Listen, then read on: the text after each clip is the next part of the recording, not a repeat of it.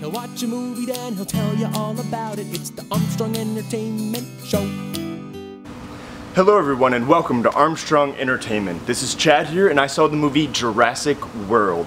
Now, I was obsessed with the original Jurassic Park from 1993. It came out when I was a kid and it's honestly the very first blockbuster I ever remember seeing, and it's the very first movie that I'd ever seen 2 times in the movie theater. I just remember my brother and I and my whole family, we watched, I must have seen that movie at least 30 times when I was a kid. I had everything memorized. I was obsessed with Lex and Tim and Laura Dern's character. I just was like, ah, dinosaurs. It was great. And obviously, when the sequels came out, it was my enthusiasm for the whole franchise went down a little bit with each movie. Lost World in '97 and then Jurassic Park 3. I don't even remember when it came out, like 2001 or something, and I barely even remember that one. So when they were coming out with this 4th installment, I was a little apprehensive, I was a little weary of where they were going to go with it, and I really didn't know what to think. Now, Jurassic World, this 4th installment, takes place 22 years after the original, and basically what's happening now is the dinosaur theme park is a reality. It's been in operation for 10 years. Bryce Dallas Howard plays, basically she's the operations manager of the park. John Hammond has now died because the real actor died, and basically the park has been overtaken by other people.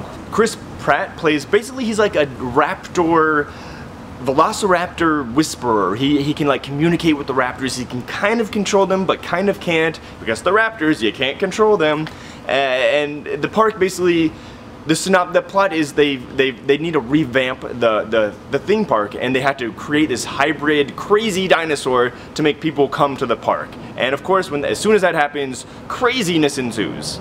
You've also got your 2 kids who are basically Lex and Tim but 22 years later, and they basically fall into the same traps and situations that Lex and Tim did.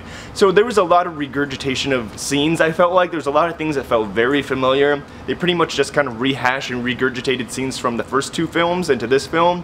So there was a lot of things that felt very familiar. I thought it was cool how they made every single dinosaur made some sort of cameo, whether it be through a hologram or in real life. They made all the dinosaurs, all the famous ones from the first movie, they all had some sort of like little shout out.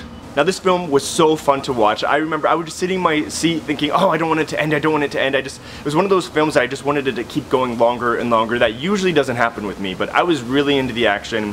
I mean, it wasn't the perfect movie, but it was just so fun to watch, and just being such a big fan, I feel like they definitely saved themselves from the previous movies. There's a lot of things in this movie that were so ridiculous though, like freaking Bryce Dallas Howard was running around in high heels the entire movie. Why wouldn't she just take the heels off? I didn't understand. It was like, what is the point of having her run around in high heels? I didn't get it. I thought it was really weird. I mean, there was just so much I could say about this film.